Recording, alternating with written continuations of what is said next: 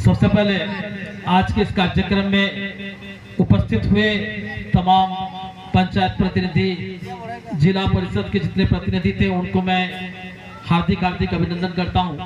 साथ में इस स्कूल के खास करके जो प्रधानाध्यापक महोदय हैं, नाम से मैं अनभिज्ञ हूँ भले ही, लेकिन उनका मैं बहुत ही आभारी हूँ जो आज मुझे इस अवसर पर बोलने का मौका दिए हैं। और आज का दिन, इस गौरवमय इतिहास का दिन, इस वीर भूमि पांड्रा के सरजमीन पर इस मध्य विद्यालय प्रांगण में जो बोलने का मौका मिला है, इसके लिए मैं तमाम सारे आप पांड्रा वासी को मैं भी धन्यवाद देना चाहता हूँ। आज के इस कार्यक्रम जो रखा गया है, बड़े ही गौरवमय इतिहास रहा है इनका।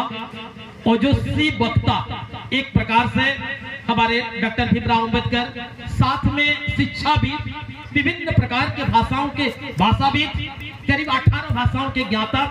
इनके अगर किस्से कहेंगे तो सुबह से लेकर शाम तक कहेंगे, लेकिन इसके किस्से हम बोल नहीं पाएंगे। फिर भी मैं छोटा सा एक किस्सा आप लोगों को जरूर सुनाऊंगा। ये क्या करने गए थे और क्या पाए।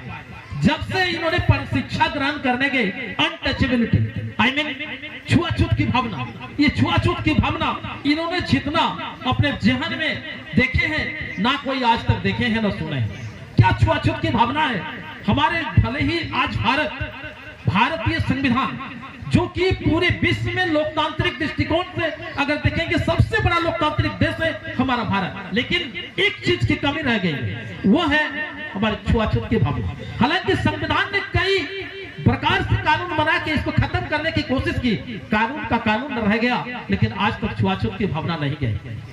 हमारे डॉक्टर भीमराव अंबेडकर, हमारे कानून का निर्माता, हमारे संविधान निर्माता, एक दलित परिवार से व्यक्ति थे, दलित परिवार से जुड़े हुए व्यक्ति थे। जब शिक्षा ग्रहण करने गए थे, एक छोटा उदाहरण देना चाहूंगा।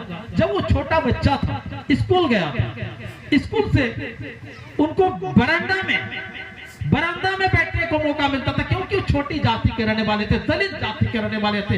ये उस समय की परंपरा थी, जो जिस समय हमारे ब्राह्मण, क्षत्रिय, वैश्य, शूद्र, जहां पर ये 4 प्रकार की जातियां यहाँ पर वास करते थे और उसकी दावेदार करते थे, और उसके प्रबल ब्राह्मण का उसमें से बड़ा ही बोलबाला था। ब्राह्मण लोग क्या करते थे, दलित बच्चों को जानबूझकर बाहर में बिठा देते थे, क्वेश्चन करते थे बच्चों को, छोटा बच्चों को बोलते थे ये बात, इस क्वेश्चन का आंसर आप बताइए। वो जानते थे, लेकिन उसको बोलने नहीं दिया जाता था, क्योंकि वो दलित वर्ग से आते थे। एक दिन की बात है, वो स्कूल से आ रहे थे, शाम के समय होने जा रहा था, स्कूल से आ रहे थे।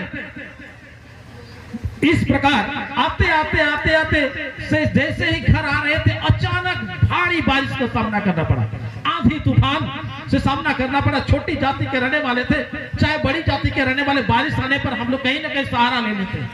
एक घर के सामने जो छाव होते हैं, हम लोग छाछा बोलते हैं, वहां पर उन्होंने किसी प्रकार अपने आप को सहारा दिया। बाद में देखा उस परिवार का जो मुखिया था, बाहर में कौन है बोल के आया, देखा कि दलित जाति के एक छोटे से बच्चे बारिश में भीगे हुए अपने कपड़े किसी तरह अपने दुबक के बैठे हुए हैं, खड़े हुए हैं। तो उन्होंने कहा हट जाओ यहाँ से, नहीं तो मैं तो निकाल दूंगा।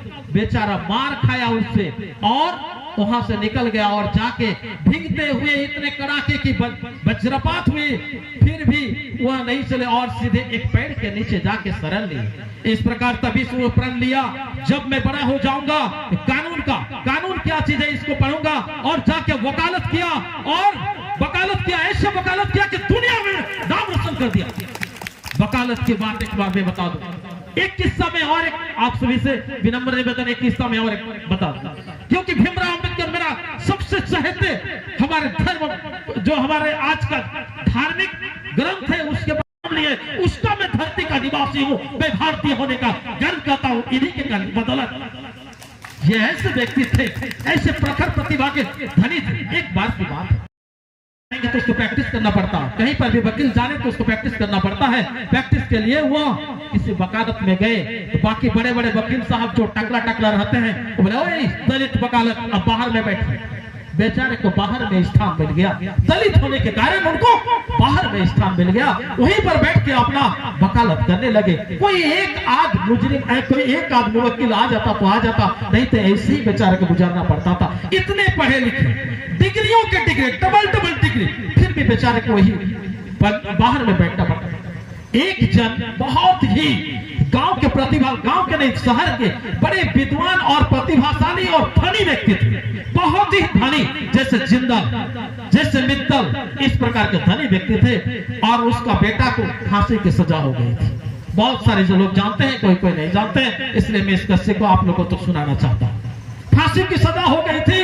कोई भी निचली अदालत से ऊपरी अदालत, हमारे भारत वर्ष में 3 प्रकार की अदालत है। अधीनस्थ अदालत, निचली अदालत जिसको जिला न्यायालय, सत्र न्यायालय कहा जाता है। उसके बाद उच्च न्यायालय, हाईकोर्ट। हाईकोर्ट हमारे रांची में, भारत में कुल 24 हाईकोर्ट है।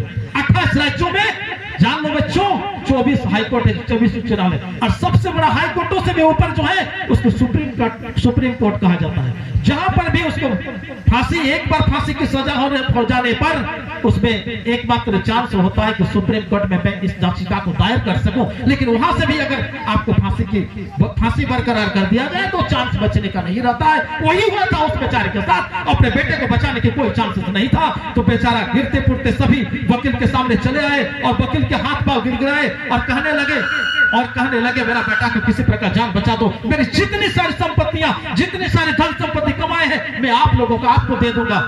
कोई भी बात मानने से इनकार नहीं किए। कोई भी बात बोले कि ये केस तो मैं किसी प्रकार बचा नहीं सकता हूं, क्योंकि आपका बेटे को फांसी होना ही होना है। तो किसी ने इशारा किया, वो देखिए वो बाहर में दलित वकील बैठा हुआ है, उसके सामने जाइए, हो सके वो आपका बड़ा ज्ञानी कहलाता है, वो आपको कोर्ट बचा सकता है तो बचा सकता है। देखिए एक बार उनके पास चले गए वकील साहब से, बोले हमारे भीमराव के बाबा साहब बैठे हुए थे, उनको बोले बाबा साहब मेरे बेटे को फांसी सजा हो गई।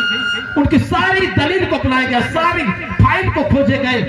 बोले आपको फांसी का सजा से मैं रोक सकता हूं। इतना बोलने के बाद इतनी खुशी हुई कि मैं आपका सारा संपत्ति दे दूंगा, सारा धन लुटा दूंगा, आपको इतनी धन संपत्ति दूंगा कि आपका 7 पीढ़ी भी खाए तो खत्म नहीं होगा। मैं आपका धन संपत्ति की बात और धन लेने की कामना नहीं करता हूं, ये बाबा साहब भीमराव अम्बेडकर ने कहा।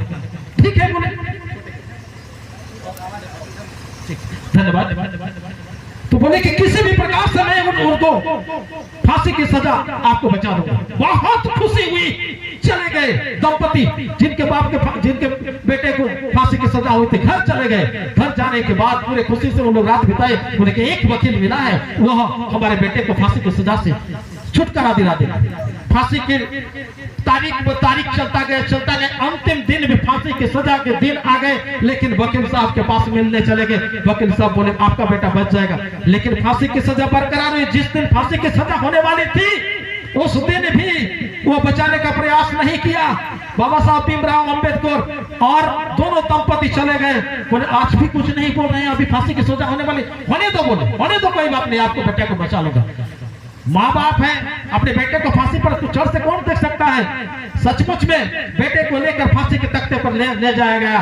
फांसी फंदे पर हाथ ऐसे बंधा हुआ था और फांसी के फंदे पर हाल फिलहाल में आप सभी को बता दूं, जमशेदपुर में एक जन को फांसी की सजा हुई है। तो उस फांसी की सजा भी हुई है, तो उसके बारे में थोड़ा सा बात रखूंगा।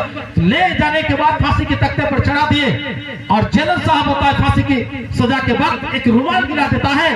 तब जो होते हैं जल्लाद, उस लीवर जो होते हैं, लीवर को खींच लेते हैं। तो जैसे ही वहां पर फांसी की ऐसा दे दिया, तब तुरंत भीमराव अम्बेडकर ने कहा जज साहब रुक जाइए, रुमाल मत गिराइए। आपने सिर्फ लिखा था फांसी की सजा, आपने जान या मौत की सजा नहीं लिखी थी, इसलिए बस यही तक रख जाएंगे, इसको मौत की सजा नहीं दी जा सकती। और तब से उनको फांसी से वो नीचे उतार दिया गया, बोल के और भीमराव अम्बेडकर की वहीं से गुणगान होने लगा। इस तरीके से इन्होंने ऐसे, और उसी दिन से आज तक अगर फांसी की सजा होती है तो उसमें सिर्फ यही लिखा जाता है जब तक सांस चलता रहे तब तक उसको लटकाया जाए। हाल फिलहाल में जमशेदपुर के एक व्यक्ति को फांसी की सजा हुई है और उसमें यह लिखा हुआ था। मैं ऐसे व्यक्ति को मैं बार बार नमन करना चाहूंगा। बहुत सारे वक्ता है, मुझे सर जी ने इतना जो प्यार से रेस्पेक्ट करके मुझे बोलने का मौका दिया है, मैं सर का बहुत बहुत आभारी हूँ। मेरे गुरुदेव निरंजन सर हैं, बहुत सारे सर हैं जिनको मैं पहचानता नहीं हूँ, लेकिन आप सभी को जय भीम। कहने के लिए एक बार नारा दे, जय भीम साथियों, जय भीम, जय भीम। धन्यवाद, बहुत बहुत धन्यवाद। पांड्रा का दामाद बहुत प्यारा दामाद, ऐसे ही दामाद हम लोग चुनते हैं। कहा भी गया है कि हाड़ी जो लीते यदि बाजार जावा हो तो ठोकराई देखते हो, भालो बोठे ना। आ रिश्ता यदि देखा हो तो पोरखे देखा हो, तो हमरा पोरखे हमरा एरकम दामाद पाया छी। तो ये दामाद के एक बार जोरदार ताली एक बार अफजाई करा जाए।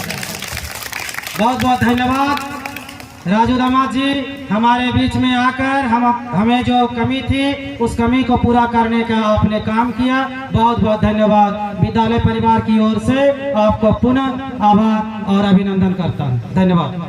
अब